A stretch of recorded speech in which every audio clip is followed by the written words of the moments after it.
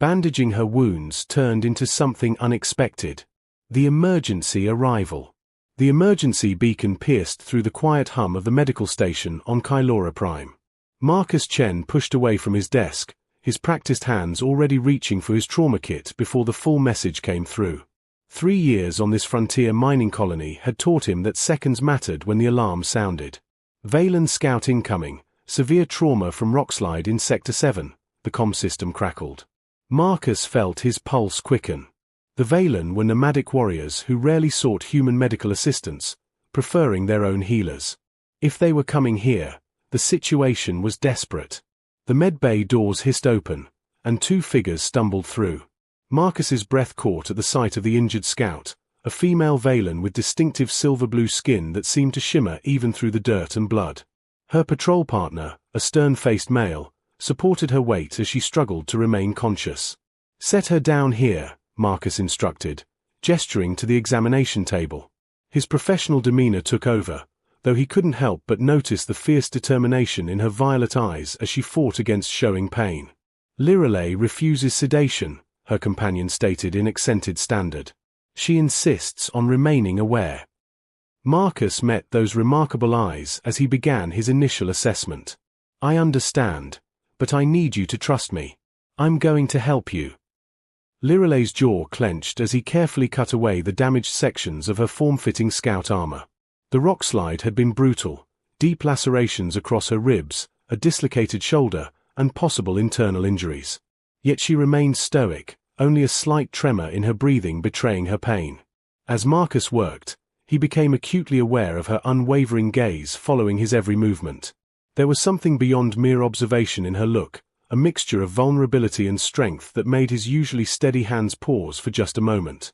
"You have gentle hands," she said suddenly, her voice carrying a melodic quality despite the strain. "Not what I expected from a human healer." Marcus allowed himself a small smile as he prepared the dermal regenerator.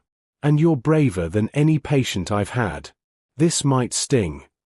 Their eyes met again, and in that moment, something unspoken passed between them. A recognition that went beyond species, beyond cultural differences, settling into something far more fundamental and mysterious. Breaking through barriers. The night stretched on as Marcus worked methodically to repair the damage. Lirelei's companion, who'd introduced himself as Kale, had taken position by the door, close enough to intervene if needed, far enough to give them space. His weathered face showed concern, but also something else Marcus couldn't quite identify. "The dermal regenerator needs time to work," Marcus explained, his fingers delicately guiding the device across a particularly deep gash. "Your physiology is fascinating. Your skin has natural armor properties, but it's also incredibly sensitive to touch." Lirelei's breath hitched, not from pain this time. "You've studied our kind." "Every species that comes through these doors," Marcus replied, trying to maintain professional distance despite how aware he'd become of every point where his skin brushed hers. "But textbooks didn't mention how your skin changes color with emotion." A faint purple blush spread across her cheeks. "That's not common knowledge among humans." As he worked lower, treating the wounds along her ribs, she finally showed a crack in her warrior facade. Her hand suddenly gripped his wrist, not to stop him, but seeking anchor against the pain. Marcus froze, feeling the surprising warmth of her touch, the slight tremor in her fingers. "I'm sorry," she whispered, starting to pull away. "Don't be," Marcus said softly, covering her hand with his free one. "Pain is nothing to apologize for. You're doing remarkably well." From his position by the door, Kale observed quietly. When Marcus glanced his way, the older Valen gave an almost imperceptible nod, permission, or perhaps acknowledgement of something Marcus hadn't yet fully recognized himself. As the hours passed, the initial tension began to dissolve. Lirelei started asking questions about human medical practices, genuinely curious about the technology. Marcus found himself explaining more than necessary, drawn to the intelligence in her eyes and the way she listened with complete focus. "Your people believe healing is about more than the body," she observed as he carefully cleaned a wound. "You tend to the spirit as well."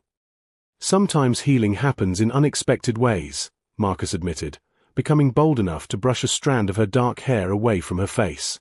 The gesture was unnecessary, medically speaking, but her soft sigh suggested it wasn't unwanted. Unexpected understanding. Dawn was breaking through the medbay windows when Marcus discovered the truth about Lirelay's injuries.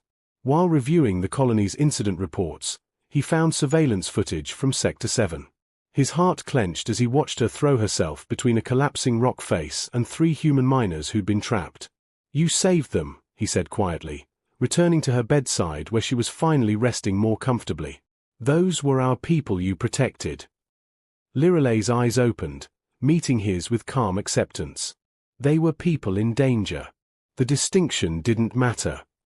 "But the Valen and human colonies have been in territorial disputes for months," Marcus pressed, needing to understand.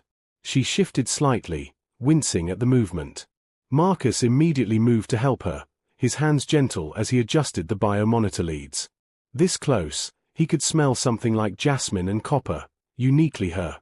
"My grandmother once told me," Lirelay began, her voice soft in the quiet morning light, "that healers and warriors serve the same purpose. We stand between death and those we protect.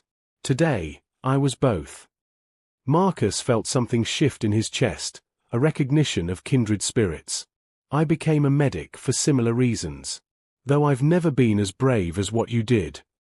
"Bravery is relative," she murmured, then surprised him by reaching up to touch a small scar on his jaw. This didn't come from medical practice. "Asteroid storm 2 years ago," he admitted, skin tingling where her fingers traced. "Went out to retrieve an injured surveyor." Their eyes locked, and the air between them grew charged. Marcus became hyper-aware of every point of contact, her fingers on his face, his hands still resting on her arm from adjusting the monitors. The professional boundary he'd maintained all night suddenly felt impossibly thin. "I should check your shoulder rotation," he said, voice rougher than intended. The medical necessity was real, but they both knew something else was happening as his hands carefully tested her range of motion. Each touch lingered a fraction longer than necessary, her breath catching not from pain but from something else entirely. Kale cleared his throat from across the room. "I'll retrieve breakfast," he announced in Valen, which Marcus had learned enough of to understand. Before leaving, he added something that made Lirelay blush, that fascinating purple shade again. "What did he say?" Marcus asked. Her eyes sparkled with mischief despite her injuries. "That human medical techniques appear very thorough." The turning point. 3 days had passed since Lirelay's arrival, and Marcus found himself spending every free moment in the medbay. Her recovery was remarkable. The Valen healing factor combined with his treatment had her mobile, though she still needed daily wound care. "You're cleared for light activity," Marcus announced after the morning examination, trying to ignore how his pulse quickened when she smiled. "Your people will probably want you back soon." Something flickered across her face. Disappointment? "My injuries require extensive observation. Wouldn't you agree, healer?"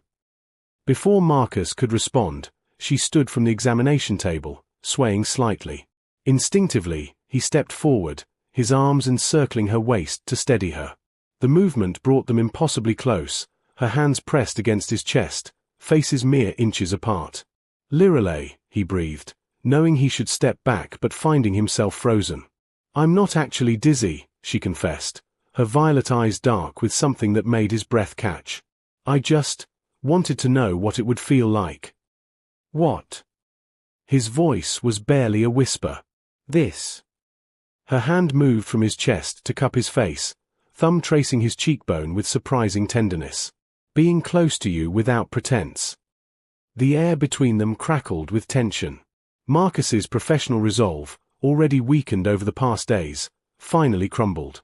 "I've wanted to kiss you since you grabbed my hand that first night," he admitted. "Such restraint," she murmured, leaning closer. "Is that another human medical protocol?" "The opposite of protocol, actually," he said, his hand moving to cradle the back of her neck, fingers tangling in her dark hair. "But I'm finding it hard to care about rules right now." Their lips met softly at first, tentative and exploring. Marcus felt her sharp intake of breath, the way her whole body seemed to melt against him. The kiss deepened, weeks of tension and unspoken desire pouring into the connection. Her skin grew warmer, that fascinating color shift painting her cheeks deep violet. When they finally broke apart, both breathing heavily, Liralay's eyes held a vulnerability he hadn't seen before. Among my people, this means something. It's not casual. Good, Marcus said firmly, pulling her closer. Because I don't want casual. I want to learn every way to make you blush that incredible color. I want to discover if your skin tingles everywhere when you're happy. I want. She silenced him with another kiss, this one fierce and claiming. When Cale returned an hour later, he found them sitting close on the examination table, Marcus teaching Liralay how to use a dermal regenerator on minor cuts, their fingers intertwined whenever possible. New beginnings. The morning Liralay was scheduled to leave arrived too quickly. Marcus stood in the medbay, watching her pack the few belongings she'd had with her, his chest tight with impending loss. Your shoulder is fully healed, he said unnecessarily, hands clenched to keep from reaching for her. The scarring is minimal. You can return to full duty. Liralay turned to face him, now dressed in her repaired scout armor. Is that your professional opinion, Dr. Chen? Marcus, he corrected automatically. You've never called me Marcus. She crossed the space between them, her movements graceful and predatory. Marcus, she said, his name like honey on her lips. What would you say if I told you I've been in communication with the colony administrator? His heart stuttered. About what? The human colony needs someone who understands Valen physiology. Someone to serve as a bridge between our peoples, especially given the recent territorial negotiations. She took his hands, threading their fingers together. And the Valen could benefit from learning human medical techniques. Are you saying? I'm saying I've accepted a position as cultural medical liaison. If you'll have me as your apprentice. Her eyes sparkled with mischief. Though I should warn you, I'm a very hands-on learner. Marcus couldn't contain his grin, pulling her against him. That's terrible medical humor. I learn from the best, she replied, standing on her toes to brush her lips against his. So, will you teach me? Everything, he promised, sealing it with a kiss that left them both breathless. We'll start with anatomy. I've become quite fascinated with Valen circulation patterns, particularly how blood flow affects that color-changing ability.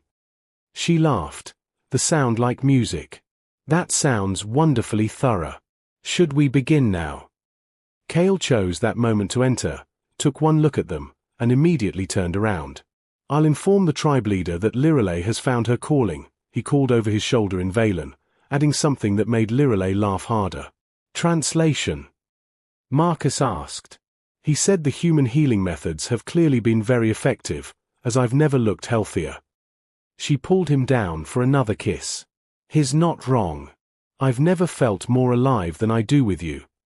Outside the medbay windows, Kylora Prime's twin suns cast golden light across the frontier landscape. Two worlds were learning to coexist, and in one small medical station, two hearts had found an unexpected home in each other. Marcus held Liralay close, marveling at how treating her wounds had led to healing something in himself he hadn't known was broken. The loneliness of the frontier, now replaced with the promise of a love that transcended species and spoke in the universal language of connection. The end.